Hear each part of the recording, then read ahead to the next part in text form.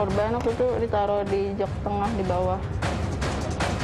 Kan saya awalnya mau nginjak bawah tapi nggak dibolehin, terus pas saya lihat bawah ada mayat.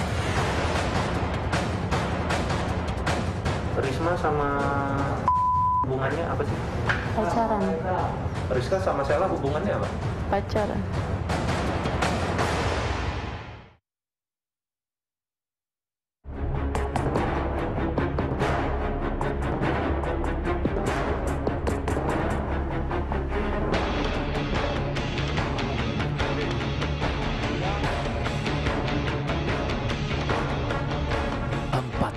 Gadis, satu di antaranya masih di bawah umur, terlibat kasus perampokan disertai pembunuhan. Mereka dengan keji mengeksekusi korbannya yang merupakan sopir taksi online. Jasad korban dibuang di sebuah hutan pinus di wilayah Pangalengan, Kabupaten Bandung, Jawa Barat.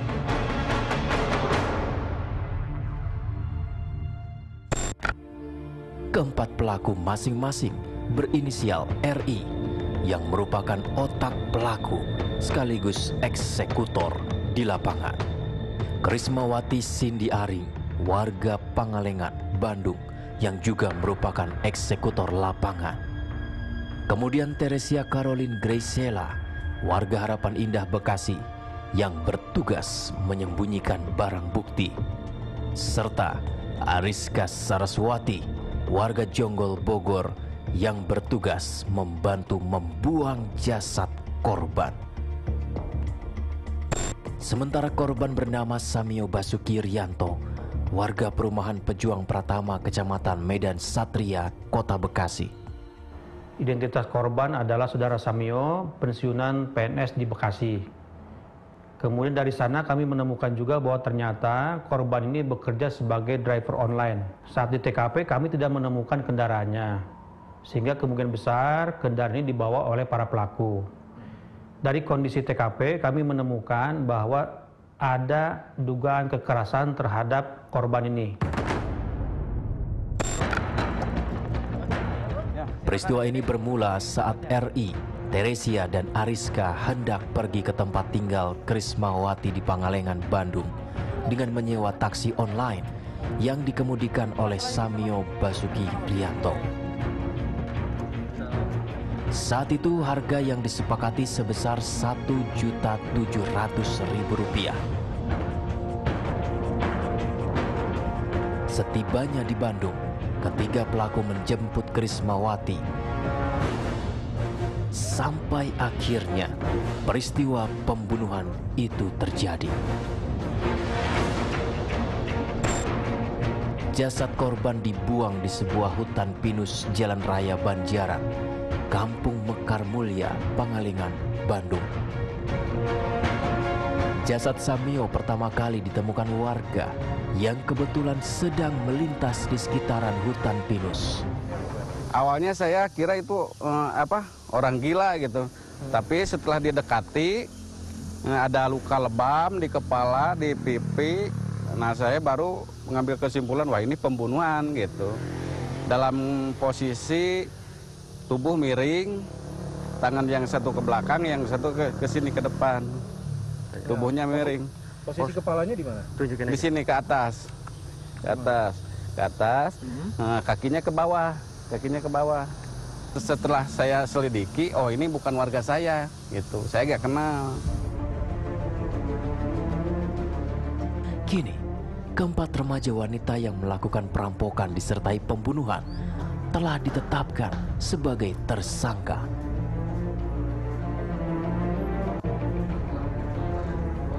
Menurut keterangan para tersangka, mereka nekat menghabisi nyawa Samio Basuki Rianto karena tak punya uang untuk membayar ongkos taksi online yang disewanya.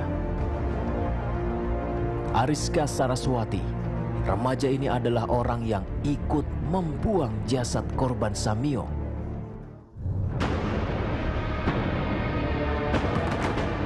Ariska Saraswati diringkus di tempat tinggalnya di wilayah Jonggol, Bogor. Ariska pun menceritakan bagaimana saat ia membantu membuang jasad korban. Rizka tahu nggak di situ terjadi pembunuhan? Enggak, saya sama Sela nunggu di luar sekitar kurang lebih 1 jam, baru dipanggil. Kita kembali ke mobil, udah posisi korban udah meninggal. Korban waktu itu ditaruh di jok tengah di bawah. Saya ngeliat sekilas doang sih, ngeliat mukanya gitu. Selain Ariska, tim menyingkap tabir juga sempat mewawancarai 2 tersangka lainnya, masing-masing Krismawati Cindy Aring dan Teresia Caroline Graciela.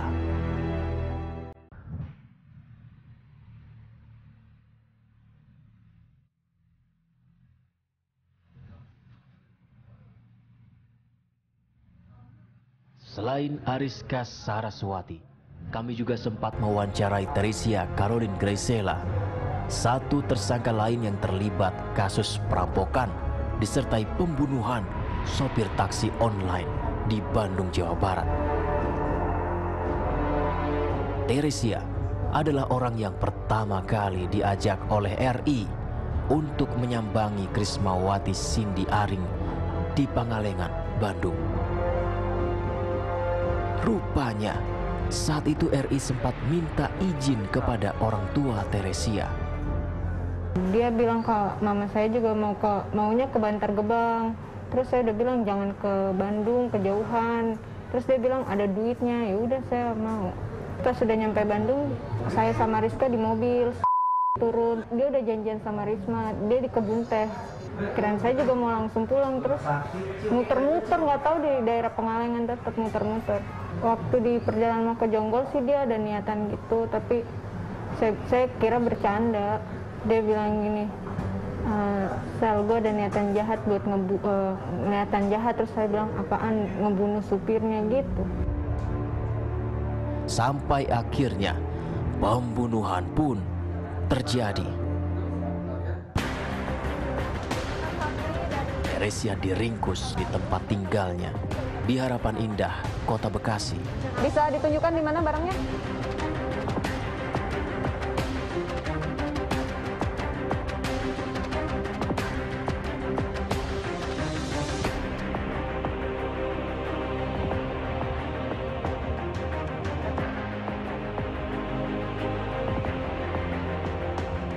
Gimana? Ambil.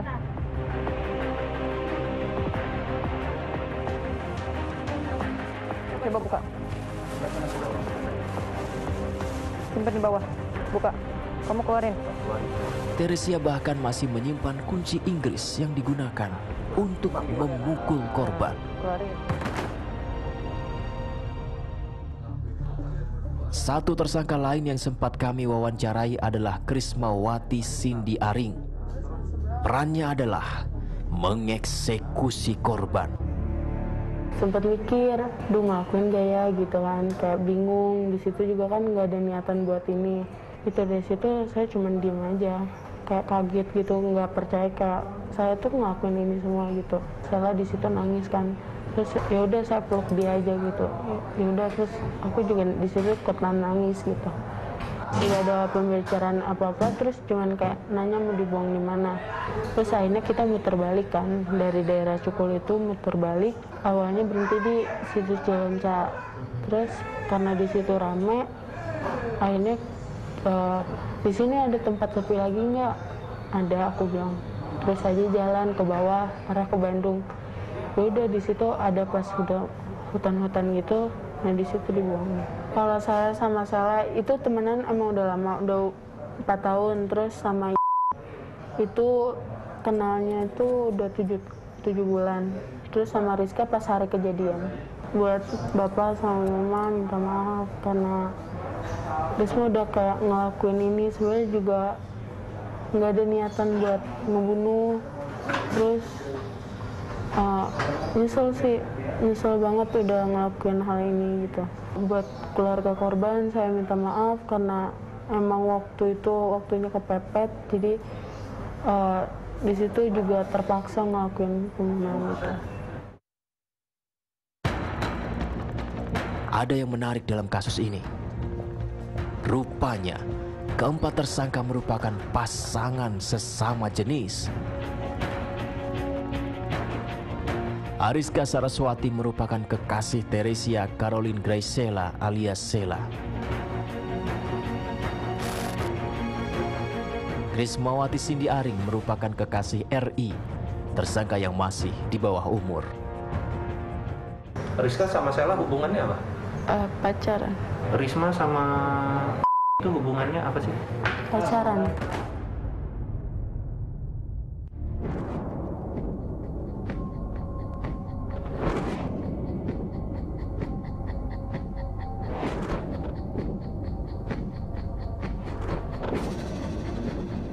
Terbongkarnya kasus perampokan disertai pembunuhan yang dilakukan oleh 4 remaja wanita ini bermula saat polisi mengantongi rekaman CCTV saat mobil korban menabrak tiang listrik.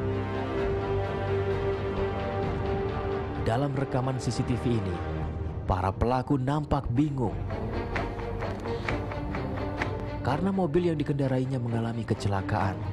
Bagian depan mobil rusak berat. Mobil tersebut mengalami kecelakaan tunggal menabrak tiang listrik. Nah, dari situlah kami melakukan penyelidikan lebih lanjut. Kami sisir dan kami temukan ada beberapa toko yang memiliki CCTV. Dan kami meminta izin untuk mengambil rekaman CCTV tersebut. Dan itu juga sebagai dasar juga bahan kami untuk melakukan pengejaran kepada para pelaku. Pengejaran pun dilakukan ke wilayah Jonggol dan Bekasi. Sampai akhirnya para pelaku diringkus. Kita terapkan pasal 338 pembunuhan, 340 pembunuhan berencana, dan 365 pencurian dengan kekerasan. Tetapi perannya masing-masing berbeda. Ada 2 orang sebagai pelaku utama yang mengeksekusi korban, dan 2 orang lagi sebagai turut serta membantu kegiatan ini. Ancaman hukumannya 20 tahun maksimal seumur hidup.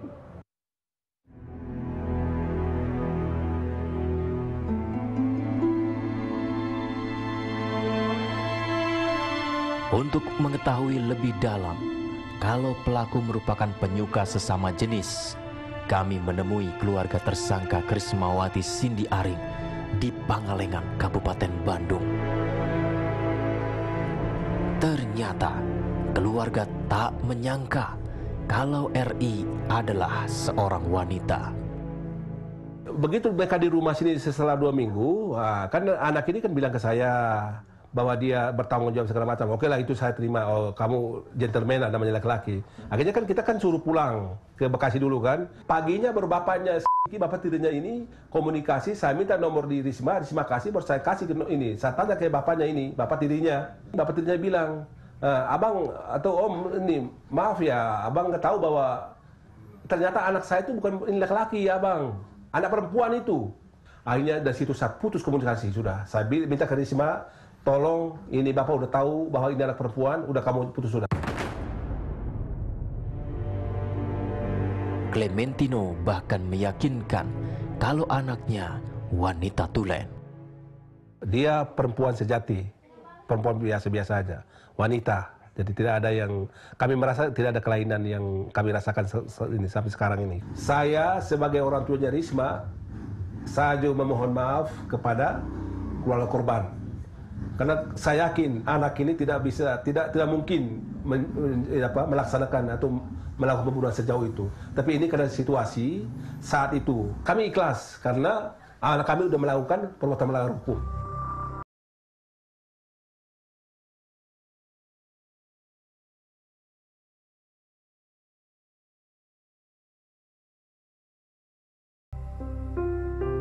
Kami juga mencoba mencari tahu bagaimana keseharian korban. Dan kami mendapat jawaban dari Saminarsih, tetangga sopir taksi online nahas ini. Baik banget sama tetangga-tetangga itu, baik banget ya mah. Nggak ada cacatnya, nggak ada ininya. Orangnya ringan tangan, pendiam, dimintain tolong hayo, apa hayo. Kita nge-grab tengah malam pun juga walaupun tidur ya hayo gitu. Tega banget gitu loh sama Pak D gitu, kan saya manggilnya Pak D. Umpama dia terus terang lah gitu, Pak saya nggak bisa bayar gini-gini, terserah mau Bapak apain apa gimana, itu pasti Bapak juga nggak marah karena dia emang orang baik.